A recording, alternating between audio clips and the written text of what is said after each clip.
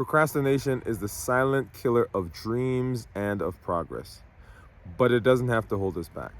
Together, today, in this episode, we're going to talk about what procrastination is and why we do it, and perhaps come up with some ideas of what we can do to overcome it. Hey, this is Dr. Dwain Woode. Welcome back to my 100-day walk to consistency.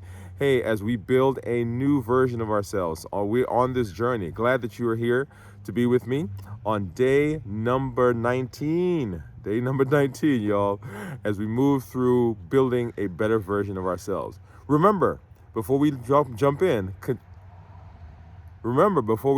consistency is the key to all that we do. It is your key to success and progress. So thank you for joining me. I'll see you on the walk. Let's go ahead. Let's do it. So what is procrastination? Procrastination is that act of delaying or postponing something important, sometimes and often due to some fear, due to some internal perceived deficit. And as a result of that, we end up building up anxiety, right? So we're choosing to do something else. It's not just about being lazy. It's often rooted in some deeper issue like fear or feeling that we're overwhelmed. And as a result, we don't do the things that we should do to put ourselves in a position of being successful.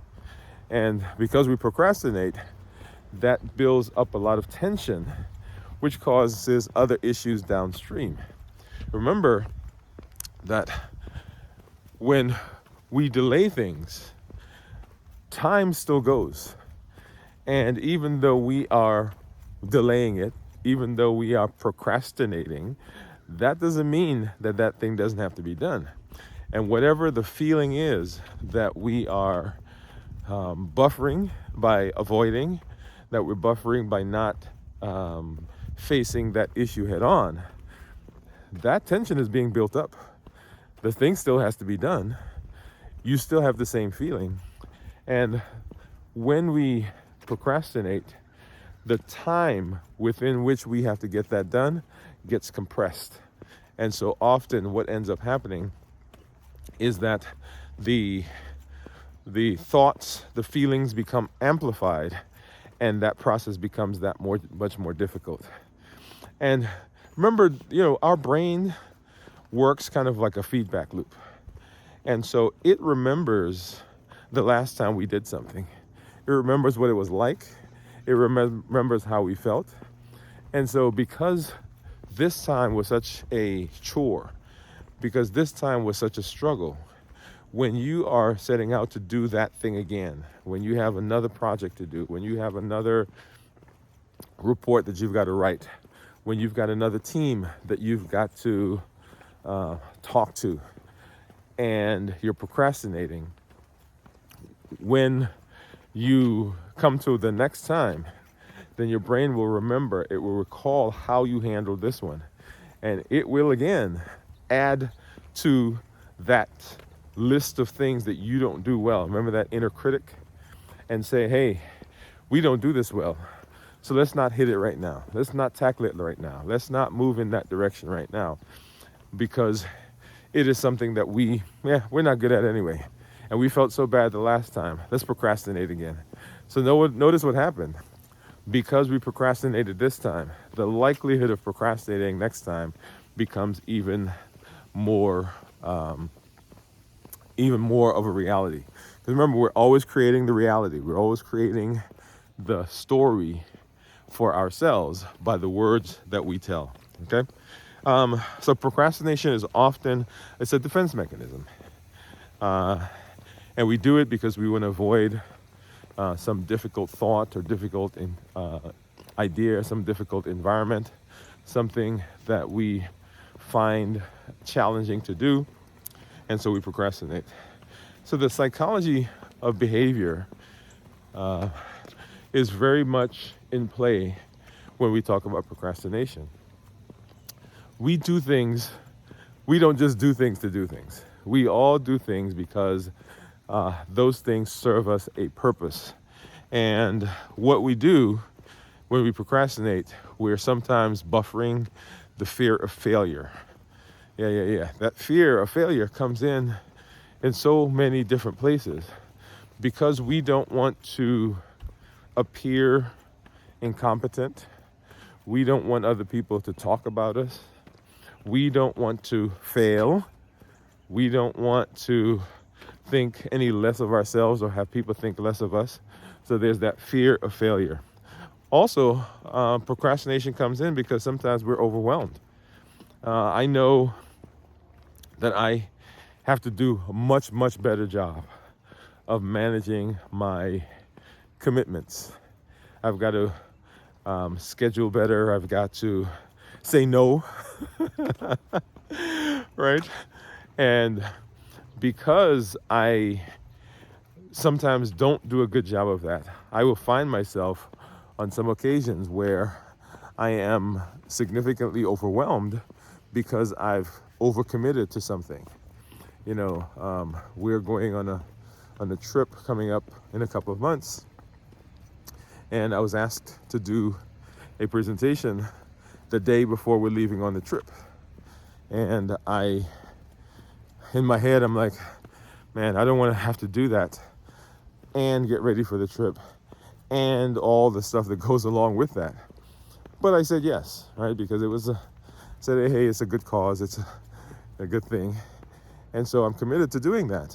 But that would have been a perfect place for me to say, hey, no, I can't do that. But I said yes. And so often what happens is we become overwhelmed with all the things that we've got to do. And so we begin procrastinating because that's a way of easing, we believe it's a way of easing the tension, not realizing that, that procrastination, that delaying is compressing the time, and it itself can cause us problems. Also, sometimes we procrastinate because of perfectionism. I remember that idea. Remember that guy with that coming? Oh, I've got to be perfect. Everything has to be just so. Everything has to work just right. And if it can't work just right, be just so, then I'm not going to tackle it. I'm not going to do it. I'm going to wait for the perfect time, perfect situation. I'm going to wait for the perfect combination of resources and time and, and so we procrastinate because we're trying to be perfect. And as we learned, perfectionism, that's something we need to give up as soon as we can, as soon as possible. Sometimes there is lack of motivation. We fear that, or we not fear, but we simply don't feel like moving. We just simply don't feel like doing it at the time. And this one is a big one for a lot of us. I say most of us sometimes will fall into motivation at some point. And the idea there is that these things that we have to do is not overwhelm. It's just like right now, I just don't feel like getting into that. That can come, let's bring it home, for us sometimes getting up in the morning, right? Whatever, if you've decided that this is your time, you're getting up in the morning and you're going to go walk, you're doing your 100-day during this time. Sometimes you are like, okay, man, I've been doing this now for 19 days. I've been doing this for 18 days. I've been doing this for 20 days. I've been doing this for 99 days. And just the motivation may sometimes not be there. We'll talk a little bit about how to get over that here in a little bit. But I want you to imagine that you have a big project that's due. And instead of starting right away, you spend hours watching TV, you're scrolling on social media.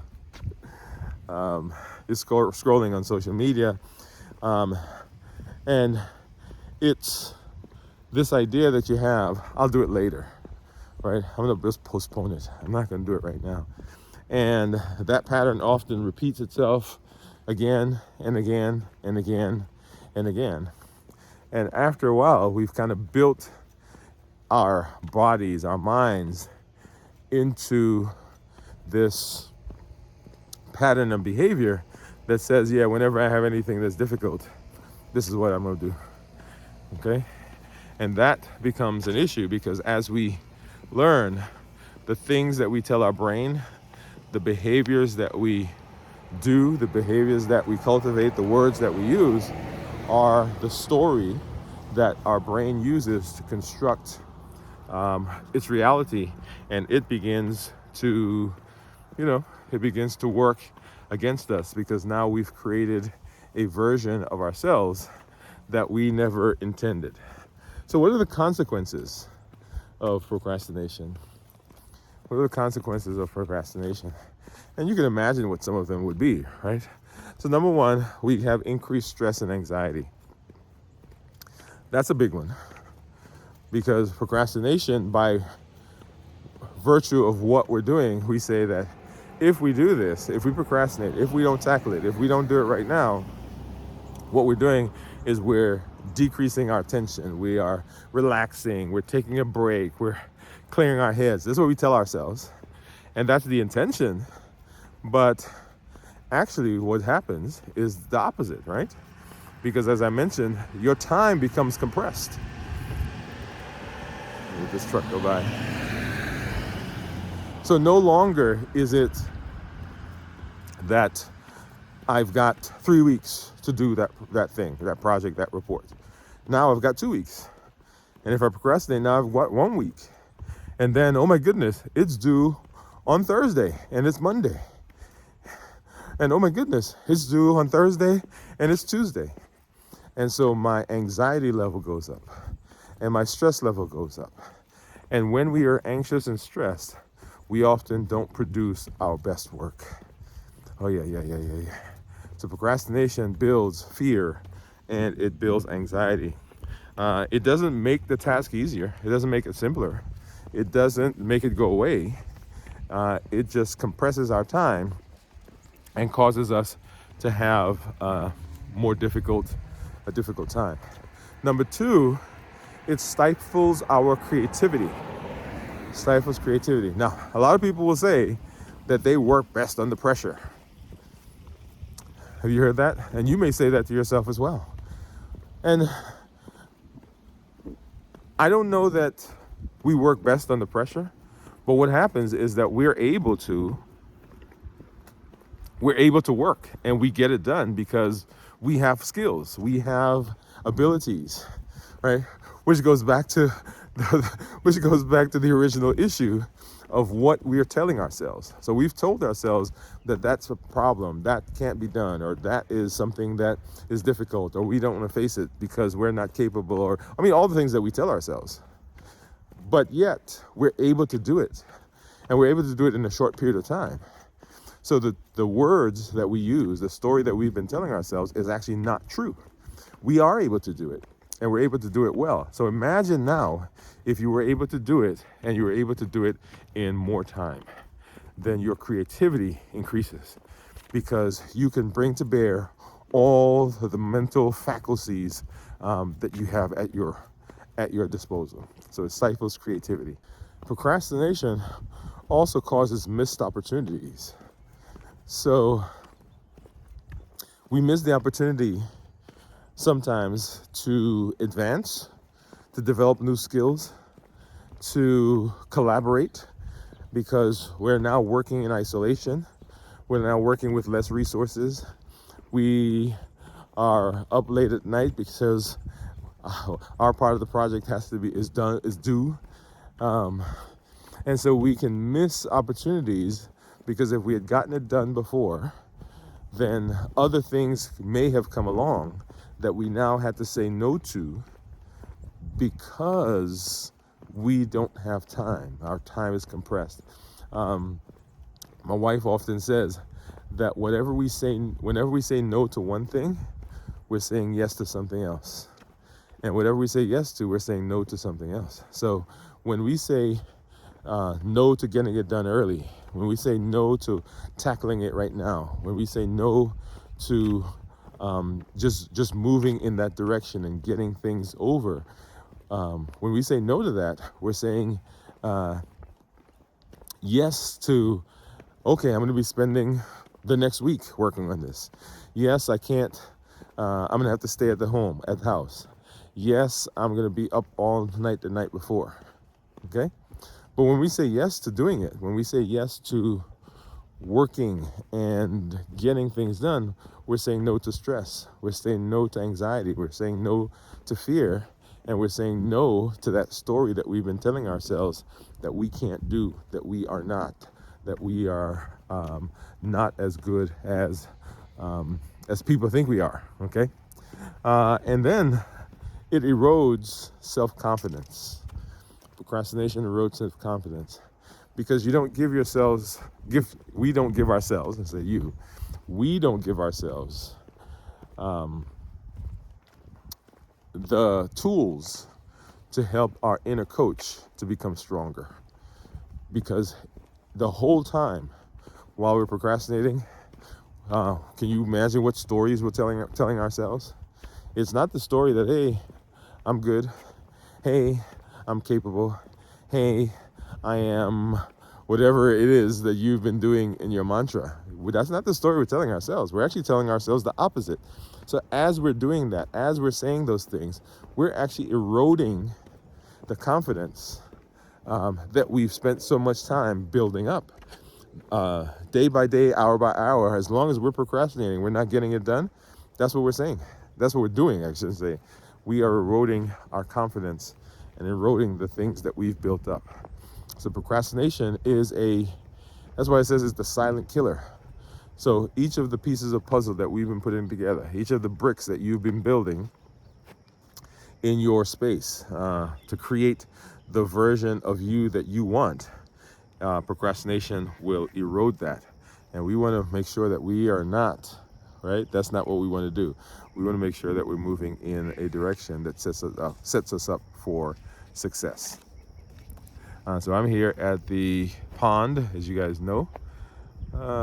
This is where we walked down. I walked down. I spent some time here with my wife as we walk, and you'll see it's a beautiful space, a beautiful place. They're usually, and you probably can't see in the water right now, there are usually turtles in there. I hear some mallards off in the distance, and they're going to be heading out here pretty soon as we get into the colder weather. Yep. So let's go ahead and begin heading back. So how do we overcome procrastination? And procrastination, as I said, is that fear and sometimes overwhelm or the thought that we are not capable. And so often, and you've heard me say this and continue to say it, and I want to drill it into you, we don't succeed not because we don't have a desire or not because we don't have a vision. We don't succeed because we don't have a process. And whenever there's a process, going through the process, one step at a time, solves. Time 28 minutes 20 seconds. Total distance 1.0 miles. Average pace 28 minutes 19 seconds per mile. Split pace 28 minutes 19 seconds per mile.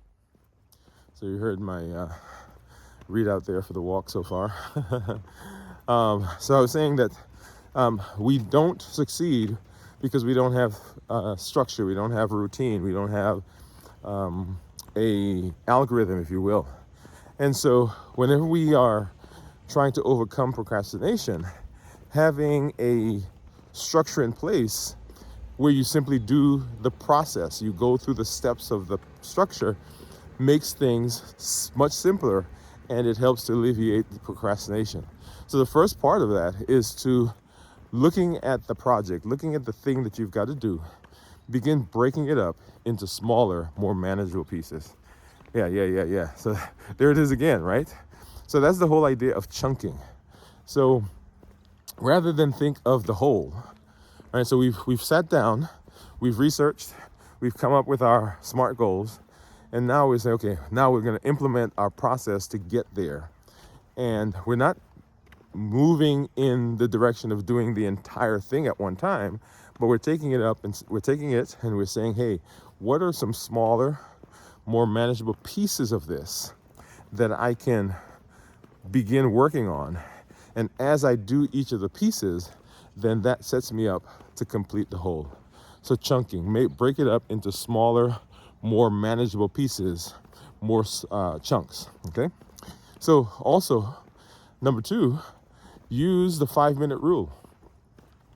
Now, there are a lot of different methods of organization and getting stuff done that we will go through and discuss. But the 5-minute rule is a simple one. And it says, commit to working on a task for just about 5 minutes and then take a break. Look at that. Most of us will say that we can't do something. Oh, I can't walk because I don't have half an hour to walk.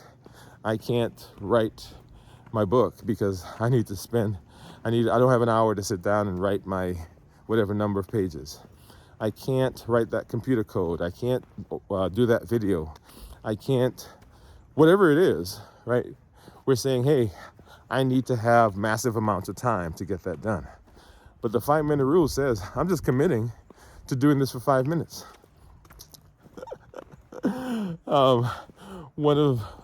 One of my most amazing conversations with a patient was someone that said that they couldn't exercise, and we were working on, okay, what do we need to do to get some activity in your life?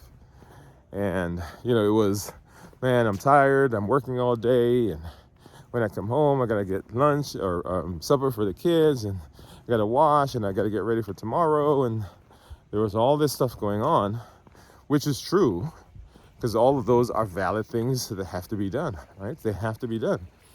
And so I said, what I want you to do is I want you to get up at whatever time, pick a time, and I want you to go to the door at your house, and I want you to just stand there for 5 minutes. And this is a young lady, and she said, and then what? I said, that's it. When you're done, when your 5 minutes is done, you can go back to do whatever you need to do. She said, just go to the door for 5 minutes? I said, yep, that's all. Go to the door for 5 minutes. And when you're done, go back. And so she started doing this, and she comes back. And she said, okay, I've been doing 5 minutes now. I say, okay, good.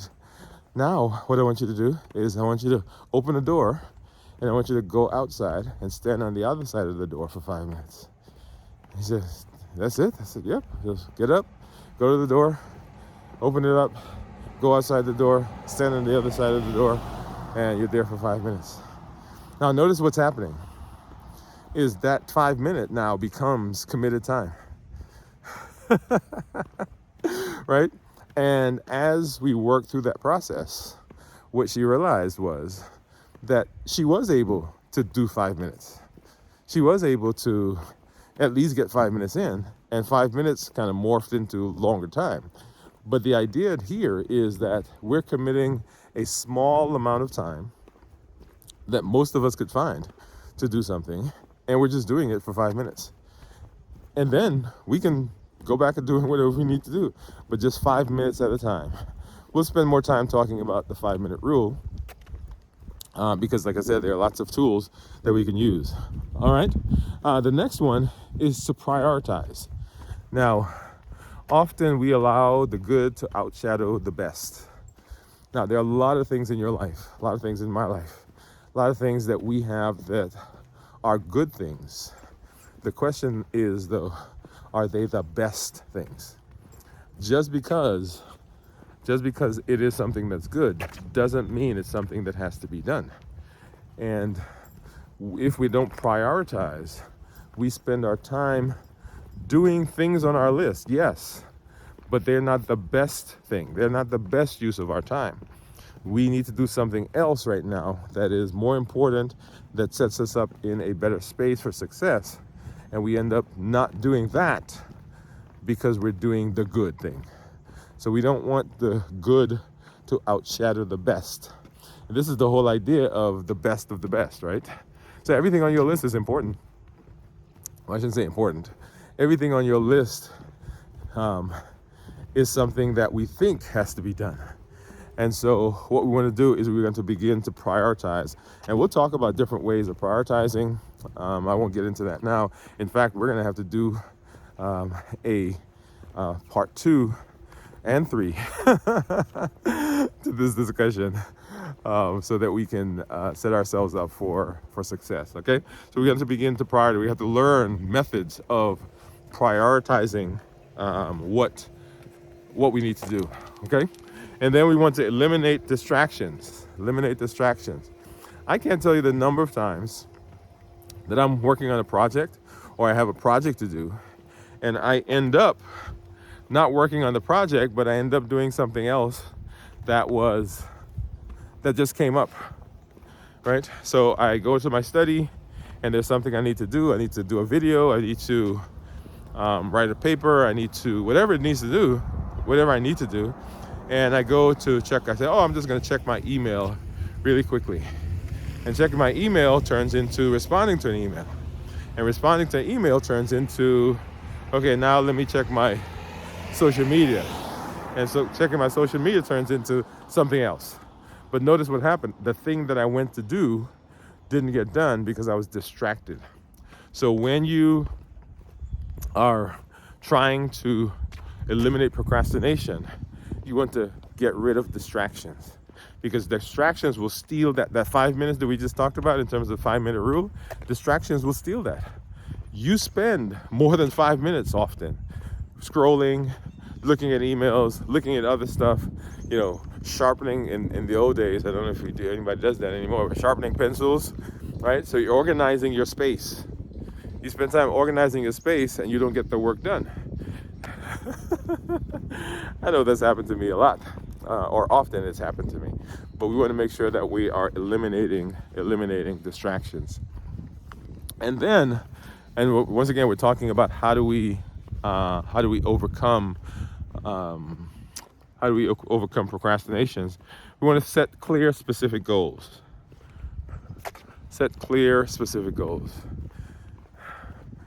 If the goals aren't clear, if they're not specific, if they're not measurable, if they're not all, you remember SMART goals? If we don't have clear goals, then it's much easier to procrastinate because things aren't crystal clear and there's vagueness in it. And so our mind doesn't like vagueness, and it sees that as difficulty. Okay? So set clear goals. And then we want to reward ourselves for progress, not perfection. Progress, not perfection. Are you making strides? Are you moving in the direction? Are you heading where you need to be? And if the answer is yes, then celebrate that. Okay? All right. So, we can't leave without challenges, right?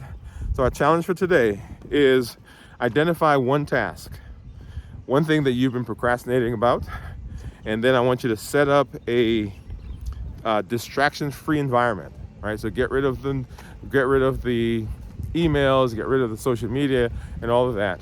And I want you to set up a distraction-free zone, and then block out some time where you're going to do that, right? Use the 5-minute rule, block some other things so that you can set yourself up for success, right? Make sure that you're doing that. That's the challenge.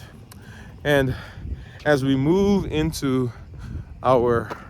continue moving into our space of being consistent, please remember, I want to make sure that you are doing all the things you need to do to set yourself up for success. Make sure you're joining the challenges. Make sure you are doing the workbook. Make sure you are not just putting those things on the shelf. Remember, the workbook is a way of creating a manual for your life. How do I help myself be successful?